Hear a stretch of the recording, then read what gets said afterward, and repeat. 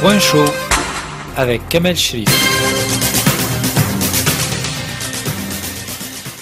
Israël, qui a toujours usé et abusé du soutien américain, pensait aller encore plus loin, en voulant annexer la Cisjordanie qu'il occupe illégalement depuis 1967. Seulement, ce nouvel affront a agacé Trump et les alliés les plus fidèles d'Israël. Trump est affirmatif. Si Israël continue sur cette lancée, il perdra le soutien des États-Unis.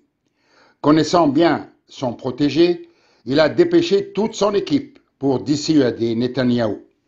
Il a envoyé son émissaire spécial, son gendre, son vice-président qui a considéré cette initiative comme une insulte et a dépêché aussi son secrétaire d'État aux Affaires étrangères, Marco Rubio.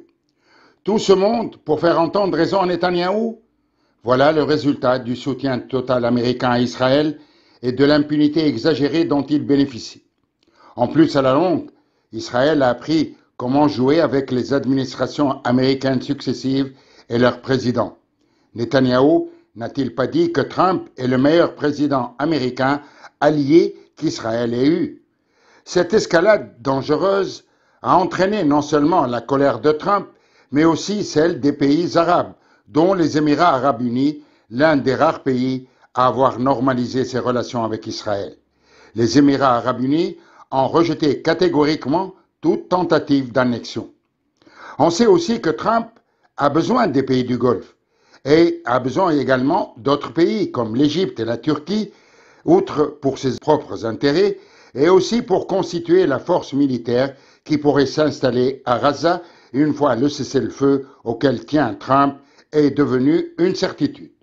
Est-ce que Netanyahou a pris enfin conscience que le soutien américain, qui lui a été toujours et totalement acquis, commence à ne plus être le cas? Il faut l'espérer, car toutes les lignes rouges ont été franchies, que tous les droits ont été bafoués, que l'injustice envers la juste cause palestinienne a pris des proportions inimaginables. Quid maintenant de la guerre en Ukraine, qui est à son 1340e jour et qui provoque des sérieuses et inquiétantes tensions entre la Russie et les Occidentaux? L'Union européenne peut-elle utiliser les avoirs russes gelés? Rien n'est sûr. La Belgique, où la majorité de ses avoirs sont détenus, s'y oppose catégoriquement. Cette solution, même si elle est considérée comme prometteuse pour assurer un soutien continu à l'Ukraine, pose des questions juridiques. C'est Zelensky qui exhorte les alliés européens à sauter le pas, car il est pressé d'arriver à une solution avant l'arrivée de l'hiver. Les Ukrainiens comptent sur l'Europe, mais ne cachent pas leur désillusion face à la lenteur politique et militaire des Européens qui cherchent encore la manière de continuer à aider l'Ukraine dans sa guerre. Ce débat européen intervient alors que Trump, lui, a franchi le pas en imposant de lourdes sanctions à la Russie.